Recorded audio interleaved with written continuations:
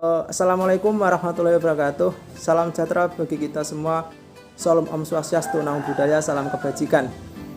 Di sini saya akan menyampaikan terkait hasil kerja dari saya mengenai manajemen produk agribisnis keripik kentang. Sebelum saya menyampaikan, izinkan saya memperkenalkan diri terlebih dahulu. Perkenalkan, nama saya Adan Bagus Jiwantono, NIM 18031100073.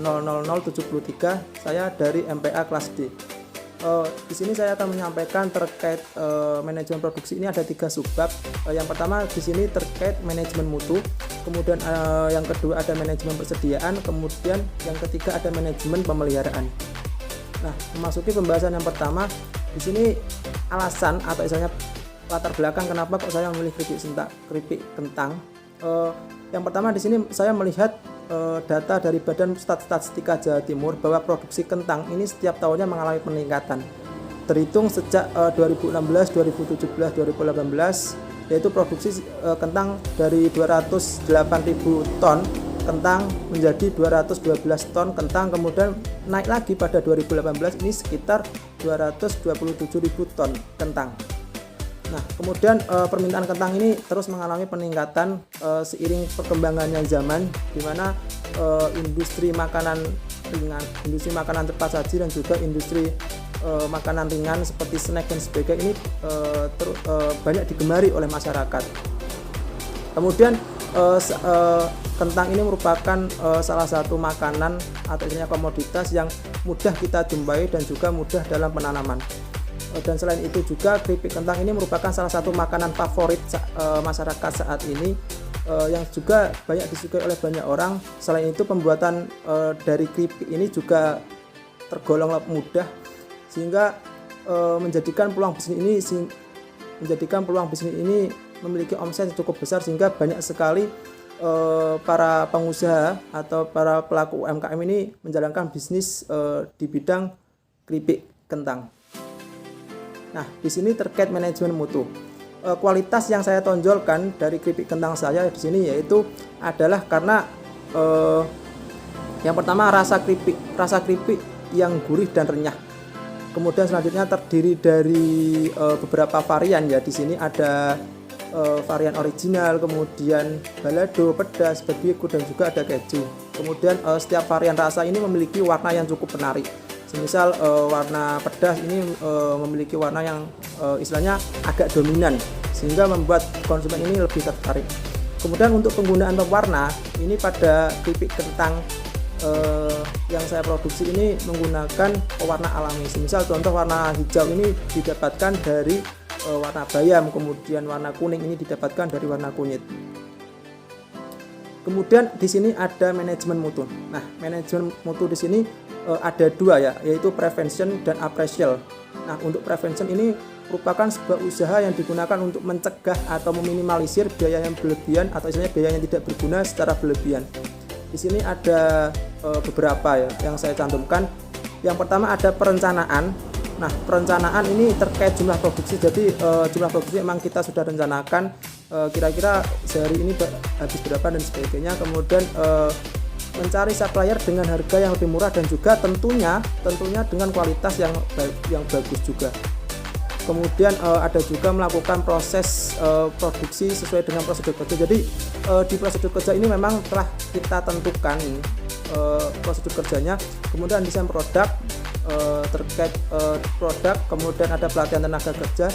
Nah, pelatihan tenaga kerja ini dilakukan untuk mengurangi biaya tadi yang berlebihan, biaya yang tidak berguna. Kemudian ada apresial. Nah, apresial di sini adalah istilahnya sebuah usaha yang dilakukan, istilahnya sebuah pemeriksaan sebelum pendistribusian. Nah, di sini ada pengawasan produk, kemudian ada juga melakukan pemeriksaan sebelum pendistribusian, kemudian ada juga pengelompokan sesuai mutu.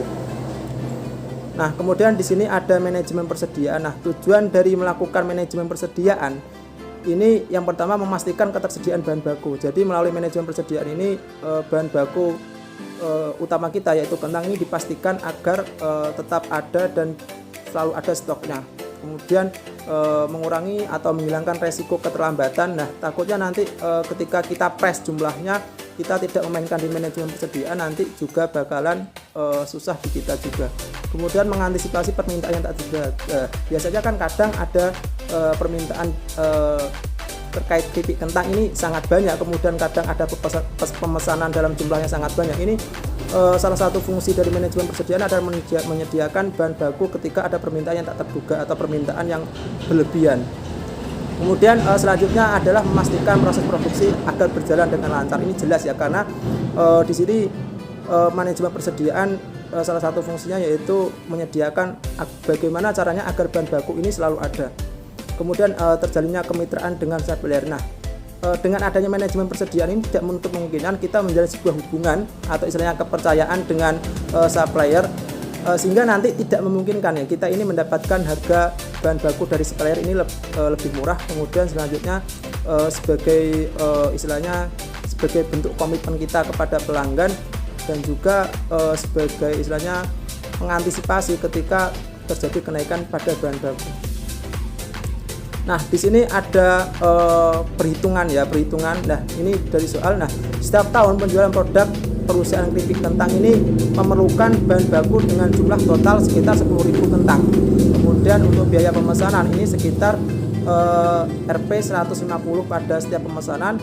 Kemudian penyimpanan ini biayanya 15% dari harga bahan baku. Nah, untuk bahan bakunya sendiri ini harganya per kilonya atau kentang per kilonya itu 12.000. Kemudian pengirimannya ini selama 3 hari sekali. Kemudian di sini ditanyakan terkait kuantitas pemesanan yang optimal agar persediaan mencapai titik terendah, dan juga total biaya persediaan jika menggunakan safety stock. Kemudian ada juga kapan harus melakukan reorder. Nah, di sini dari perhitungan yang telah dilakukan, kuantitas pemesanan yang optimal ini atau EOQ ini pada jumlah 41 kilo. Kemudian untuk total persediaan ketika menggunakan safety stock atau mungkin kita sering sebut TIC rumusnya ini sekitar 397. Kemudian untuk reordernya ini sekitar 164 kilo. Nah, untuk perhitungannya untuk EQM Economic Order Quantity atau kuantitas optimal ini kita hitung menghasilkan 41 kilo. Kemudian penggunaan bahan baku selama 1 minggu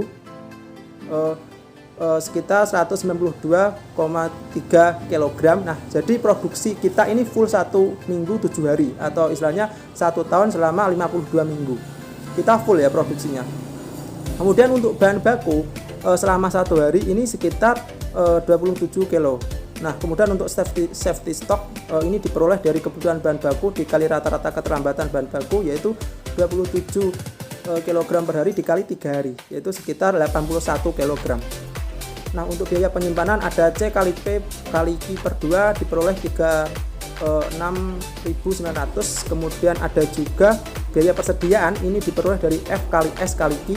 Kemudian ada juga biaya safety stock diperoleh dari C kali P kali safety stock, itu diperoleh 146.880. Nah, dari total total biaya persediaan ini diperoleh dari penjumlahan dari biaya penyimpanan, kemudian biaya pemesanan, dan juga biaya safety stock. Nah, di sini dari jumlah total biaya penyimpanan 36.900, kemudian biaya pemesanan sekitar 36.585, dan juga biaya safety stock sekitar 146.880. Ini diperoleh total biaya persediaan ini sekitar 365.000 rupiah.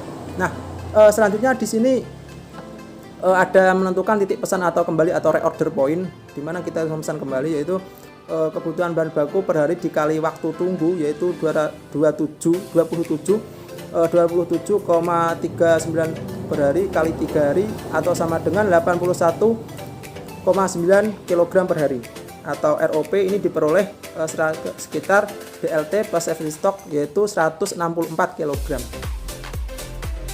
Nah, jadi kesimpulan dari perhitungan tadi yaitu jadi berdasarkan perhitungan tadi dapat diketahui bahwa kuantitas optimal ini pada jumlah 41 kg dengan total biaya persediaan 220.900. Kemudian untuk pemesanan kembali reorder ini pada jumlah 164 kg. Nah, kemudian di sini untuk manajemen pemeliharaan ini ada 2 pemeliharaan yang saya canangkan. Ada pemeliharaan terencana dan juga ada pemeliharaan tak terencana.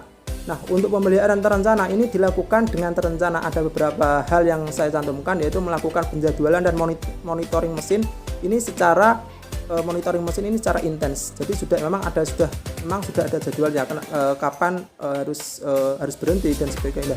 Ini harapannya agar usia mesin atau istilahnya usia mesin atau kinerja mesin ini tetap terjaga. Kemudian selanjutnya ada melakukan pembersihan segala peralatan dan tempat ini setiap harinya ya. Memang seperti peralatan yang kita gunakan itu kita bersihkan ketika hampir selesai proses produksi. Kemudian melakukan perawatan mesin secara rutin, termasuk mengganti suku cadang kita lakukan secara rutin. Yang sekiranya memang sudah tidak layak pakai atau mungkin istilahnya seperti emang sudah terlihat agak-agak tidak layak pakai, maka kita gantikan dengan yang baru. Kemudian ada juga mempersiapkan suku cadang dan peralatan. Kemudian untuk pemeliharaan tak terencana ini dilakukan secara tidak terencana, mulai dari melakukan perbaikan ketika terjadi kerusakan, kemudian penggantian mesin yang tidak dapat digunakan lagi. Nah, ini dilakukan ketika pemeliharaan tak terencana tadi. Nah, kemudian dari manfaat apa sih yang kita dapatkan dari penerapan manajemen pemeliharaan tersebut? Nah, yang saya rasakan gitu ya, setelah saya menerapkan ini, saya dapat memastikan keberlangsungan proses produksi, karena memang di manajemen pemeliharaan ini segala mesin kita monitoring, segala mesin kita awasi, segala mesin kita langsung tidak lanjuti ketika ada sesuatu. Jadi produksi tetap berjalan dengan sesuai apa yang kita inginkan. Nah, kemudian selanjutnya menghindari kegiatan yang dapat membahayakan. Ini sudah pasti ya, seperti mesin yang tidak layak pakai dan sebagainya, ini harus segera ditindaklanjuti agar nanti tidak membahayakan.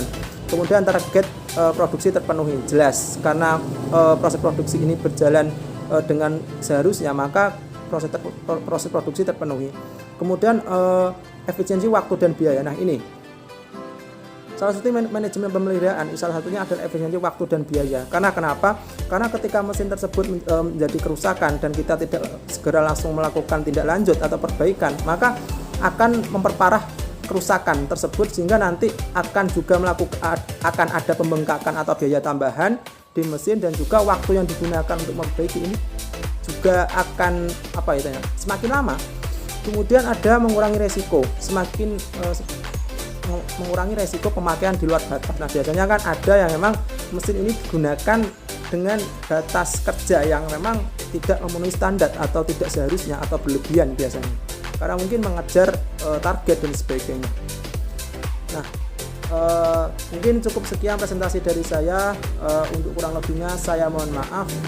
Sebelumnya saya ucapkan terima kasih kepada Bapak Andre dan juga Ibu Nurki Komariah selaku dosen pengampu mata kuliah MPA yang telah senantiasa memberikan ilmu dan banyak sekali pengetahuan kepada saya dan juga kepada teman-teman lainnya. Terima kasih. Mungkin cukup sekian presentasi dari saya. Terima kasih. Bila wassalamualaikum warahmatullahi wabarakatuh. Terima kasih.